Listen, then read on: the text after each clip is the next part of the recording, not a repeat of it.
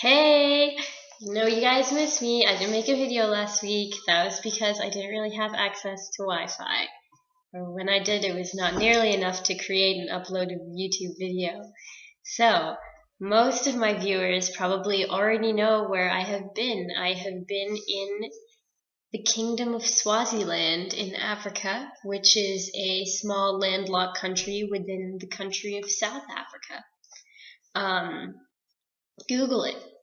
So I was there on a study abroad. You guys already know, and we spent about 2.5 weeks in Swaziland, and the rest of the time we got to do a little bit of sightseeing in South Africa. So I think it was a very good experience. This was kind of a pilot program. It was the first time my school has sent people to this location, and I really hope that they do it again. I think that we gained a lot of knowledge. We weren't there as a medical brigade, so we had to be sort of aware of our roles, because sometimes we were acting like a medical brigade. We had like clinic days and things, but it was really more exploratory, I think, because we were kind of there trying to figure out what would be best for next year's trip. And we still got exposed to, I think, a lot of things, within a 3-week period, that we got exposed to a lot of stuff that we could within that confined period of time. So I thought that was really awesome. We partnered with an organization called SOHO, which was founded by a lady who lives here in Indianapolis. I guess I should say co-founded, and there's a link in the About section of this video to their website if you want to learn more about them. They're the organization that works with orphans.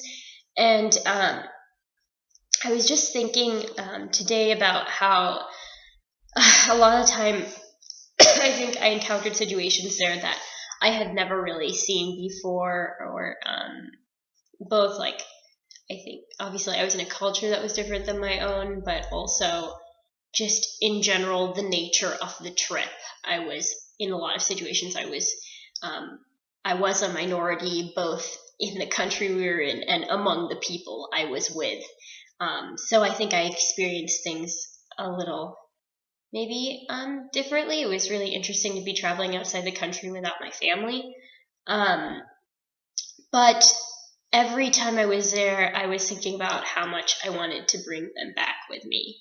And I talked to my dad about this as soon as I got back, and I talked to him about how in a few years I want to, organize the medical brigade maybe, and have him come with me back there. Now that I know some local people that can partner with me, and I have the resources for people who can help me figure that out. I think that's something I would really want to do in the future. I'm saying it in this video so I can hold myself to that, so I can look back and be like, oh, Marina, you said you were going to go back to Swaziland, so that way I actually do it.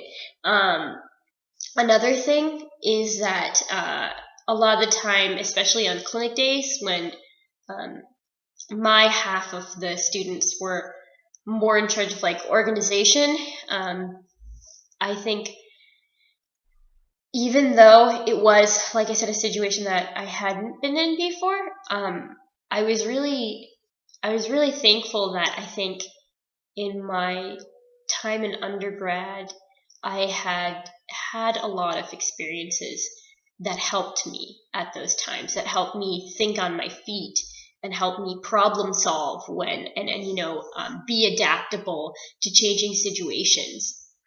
And so I think that's just like reinforced, like made me even more glad that I was really involved when I was for the past 4 years.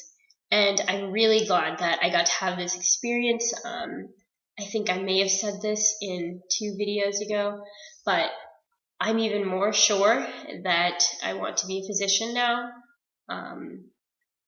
There are countless like experiences and stories that are contributing to me saying that.